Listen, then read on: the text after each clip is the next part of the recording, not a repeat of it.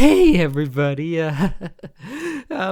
we kind of ended the last episode a little awkwardly, but I want to rest assured everybody that I have absolutely not been taken captive by Danny DeVito against my own will.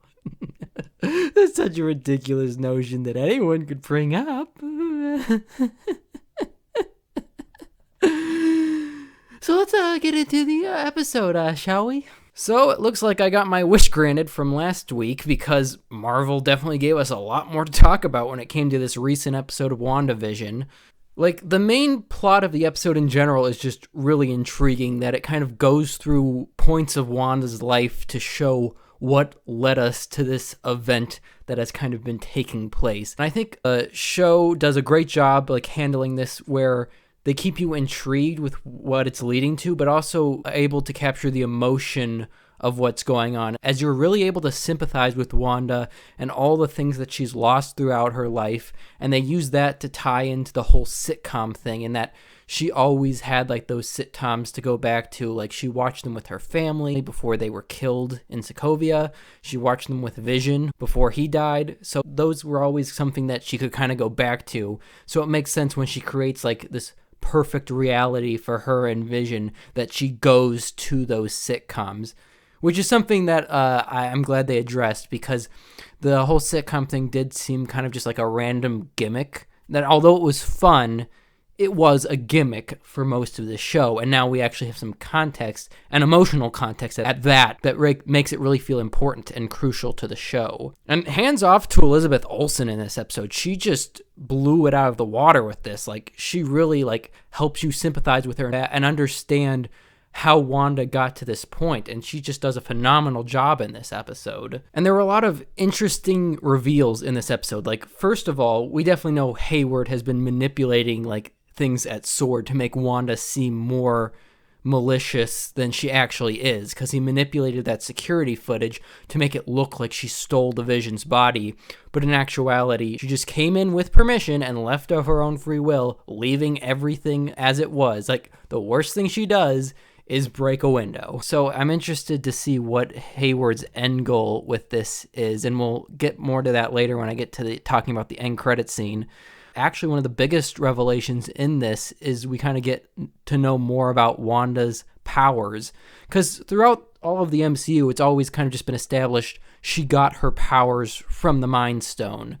But this is kind of pointing out that she's had like kind of this magical ability that apparently like a large amount of people have, because there's like it opens showing like a gathering of like witches, and the Mind Stone was simply just awakening those powers. And Agatha kind of reveals that there's this mythical figure in the witches like mythology called the Scarlet Witch that can create life from nothing. And I think that's like a really interesting way to kind of have her become the Scarlet Witch more like we know her in the comics. And by the way, we get a quick glimpse of her as in a Scarlet Witch costume, not like the cheesy looking like Halloween costume, but like an official costume, and it's kind of like what I said I wanted her to be wearing. So I'm kind of looking forward if that like what she turns into by the end of this episode, like kind of a combination of her more modern look that she's had and like the classic comic book look. So I'm looking forward to where that's gonna go. Also, like, now that I got more of a look at Agatha just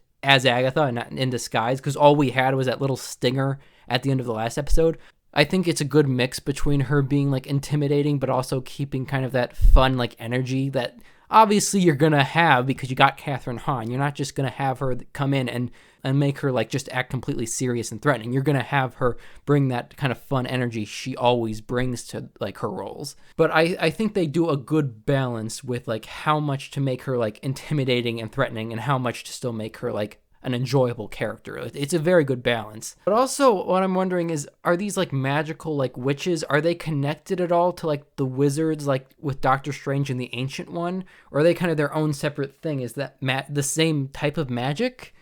I'm kind of wondering like if that's going to be explained a bit more, but I think it's an interesting like kind of continuation of that mythology, and I'm wondering like how that's going to be like continue to be developed. Also, this just confirms they could not get Aaron Taylor Johnson back, seeing how he's not in any of the flashback sequences they have, even though he's brought up constantly.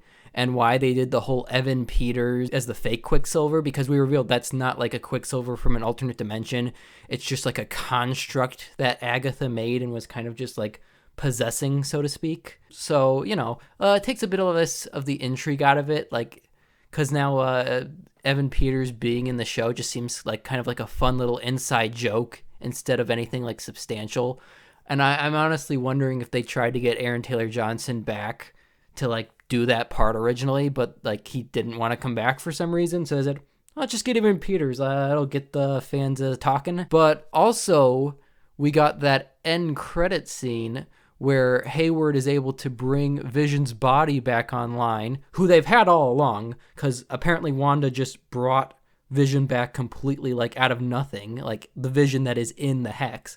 So he uses some of her magic to bring Vision back online, and he's like the completely white version of Vision. And this is what I'm theorizing is what the case with this Vision, because they've been talking about that there's this big surprise character that's going to show up, and I think that this new Vision is going to be Ultron, because they brought up Ultron a couple times in the past, like about how he's the one that killed Pietro, about how Vision like is a mix of him and Jarvis, and we don't hear this Vision speak, but I swear when he does, it's going to be James Spader's voice.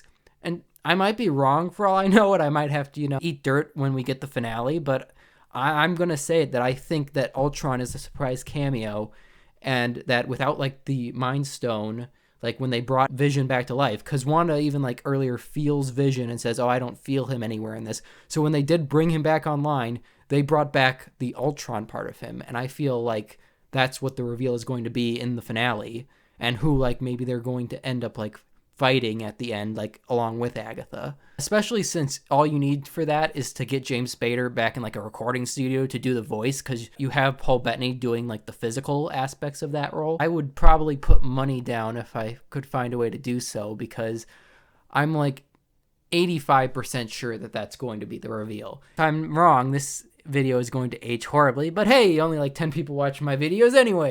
But I am definitely looking forward into what is going to happen next. Now, what did you think of this episode, and do you think I'm right? Comment, share, and subscribe, and I'll see you guys next week. Okay, Danny, I did the video. No, please let me go. No way, Toma. I'm running the show now, and I'm not taking any more orders from your bitch ass. Well, what the hell do you...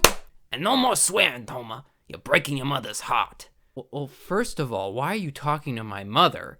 And why do you get to swear if I can't? Well, someone needs to talk to your mother, you neglectful son of a bitch. And also, she ain't my mother, so I can swear as much as I fucking want. You Stop it! Every time you say a dirty word, you're gonna get something like that. Wait a minute, did you not turn the mic off?